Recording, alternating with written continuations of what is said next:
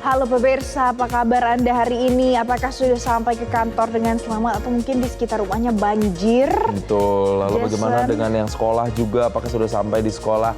Yang jelas topik banjir ini masih menghiasi pemberitaan beberapa waktu belakangan ini pemirsa. Karena banjir ini informasinya juga masih merendam sejumlah wilayah di Indonesia. Kita akan coba melihat di mana saja di antaranya. Kita lihat salah satunya ini adalah di SD Negeri Karangrowo di Kecamatan Jakenan di Pati, Jawa Tengah pemirsa. Nah ini sayang sekali, kenapa tadi saya tanya anak-anak sekolah udah pada sampai atau belum? Karena ini merendam sekolah dasar yang terendam banjir selama lebih dari sepekan bahkan akibat luapan sungai Juana. Dan mengonfirmasi dari pihak sekolah, mereka terpaksa menumpuk meja pemirsa serta menyelamatkan buku arsip dan rapor siswa dengan cara diletakkan di tempat yang lebih tinggi, ditumpuk begitu ya, agar tidak terendam air. Dan ketinggian banjir di lokasi ini informasinya mencapai 80 cm hingga lebih dari 1 meter.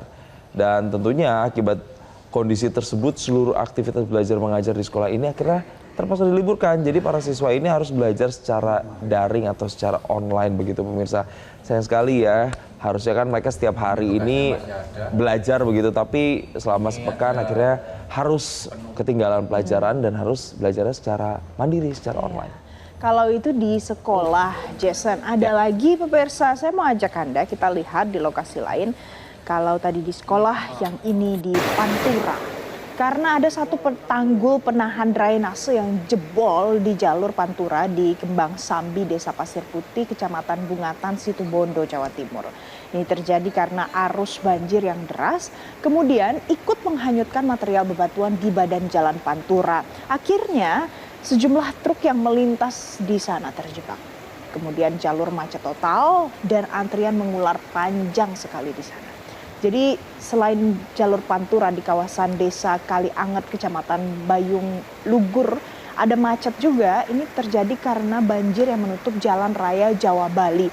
Ini ada dua lokasi yang kita highlight pagi ini. Jason di Karang tadi di Situbondo. Ya. Kemudian satu lagi ada juga dari Jawa Timur ya. Nah di Jakarta juga sama Jason.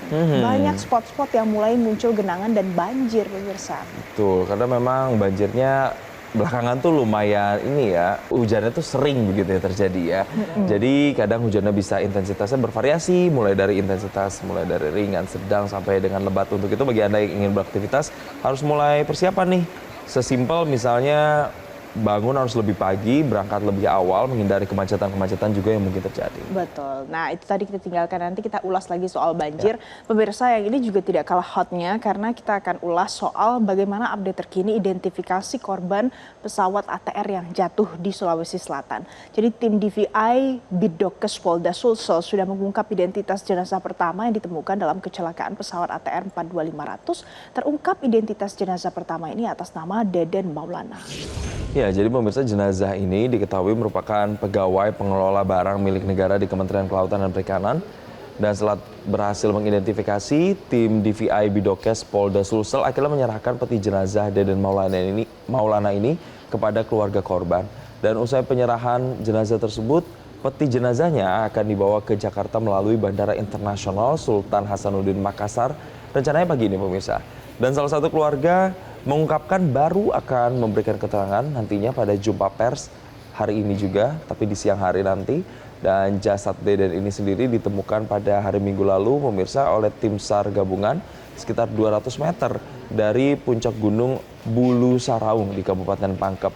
Adapun memang evakuasi jenazah Deden dari jurang gunung Bulu Saraung ini penuh tantangan. Ada kabut di sana, ada juga cuaca yang berubah-ubah seperti hujan juga menjadi tantangan tersendiri. Bahkan salah satu tim kemarin, tim penyelamat itu sempat pingsan juga karena medan yang harus dihadapi yang cukup ekstrim dan tantangan cuaca.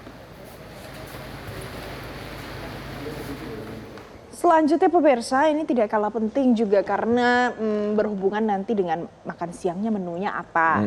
Karena soalnya hari ini pedagang daging sapi se-Jabodetabek mogok dagang Dan aksi mogok ini itu akan dilakukan sampai nanti hari Minggu pemirsa. Ini disampaikan oleh Ketua Dewan Pengurus Daerah Asosiasi Pedagang Daging Indonesia DKI Jakarta Wahyu Purnama yang mengatakan kalau aksi ini dilakukan karena masih tingginya harga sapi timbang hidup di feedlotter. Pasalnya sampai saat ini daya beli masyarakat menurun. Nah, ini juga menuai banyak komentar dari masyarakat di media sosial dan kita akan lihat bagaimana informasi terkini soal pedagang daging Jabodetabek yang melakukan aksi mogok jualan ini. Ada rekan kami Fadila Syarafina dari Pasar Kopro, Jason. Ya, kita langsung sapa. Selamat pagi, Fadila. Jadi bagaimana situasi terkini di sana? Apa sebenarnya alasan para pedagang ini mogok? Ya, selamat pagi Jason dan juga Valen. Benar sekali, memang pada hari ini atau mulai dari hari ini para pedagang daging se-Jabodetabek ini melakukan mogok berjualan sebagai bentuk protes atas tingginya harga daging di sini. Memang saat ini Anda bisa lihat situasinya ini saat ini di bagian penjualan daging ini tidak ada yang setengah berjualan, yang ada ini hanya penjual daging kambing saja. Tapi kalau yang daging sapi ini semuanya mogok berjualan, tidak ada yang berjualan di sini. Tapi Jason dan juga Valen, untuk selengkapnya terkait dengan alasan dari mogok, kemudian juga sampai kapan mogok ya, dan juga bagaimana harga sapi hingga saat ini. Saat ini saya sudah bersama dengan salah seorang penjual di Pasar Kopro ini, ada Bapak Riko di sini. Selamat pagi, Pak. Pagi.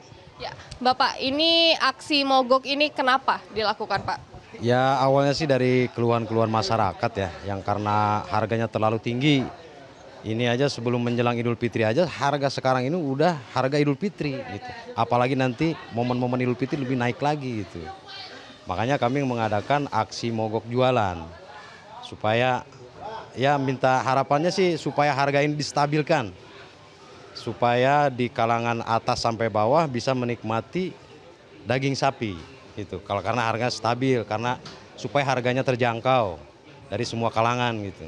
Tapi harganya sampai sekarang berapa, Pak? Untuk sekarang kita jual di pasar ya.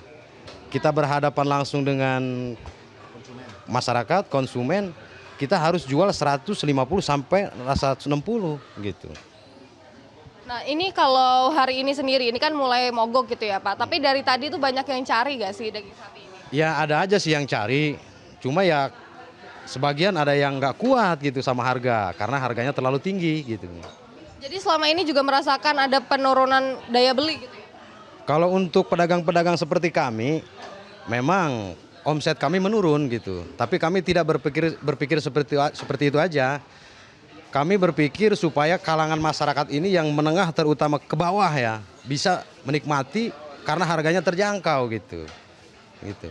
Oke, siap. Terima kasih banyak Bapak. Ya, demikian Jason dan juga Valen adalah pernyataan dari salah seorang dari penjual daging yang ada di sini. Memang mereka ini mengeluhkan tingginya harga daging. Bahkan harga daging sebelum Idul Fitri ini harganya sudah mencapai 150 hingga 160 ribu rupiah per kilogramnya. Tentunya diharapkan pemerintah ini dapat kembali menstabilkan harga daging sehingga masyarakat ini dapat kembali membeli daging dan juga omset daripada pedagang ini dapat kembali seperti semula. Demikian Jason dan juga Valen, untuk sementara kembali dulu ke Anda di studio. Baik, terima kasih Fadila Syarafina melaporkan langsung dan selamat bertugas kembali. Waduh, benar-benar nggak ada yang jualan daging ya, Jason ya? Sampai hari Minggu lagi ya, jadi memang harus nyetok ya. Kalau belum nyetok mungkin ada alternatif lain ya. Mungkin bisa beli secara online dulu ya. Bisa. Download Metro TV Extend sekarang.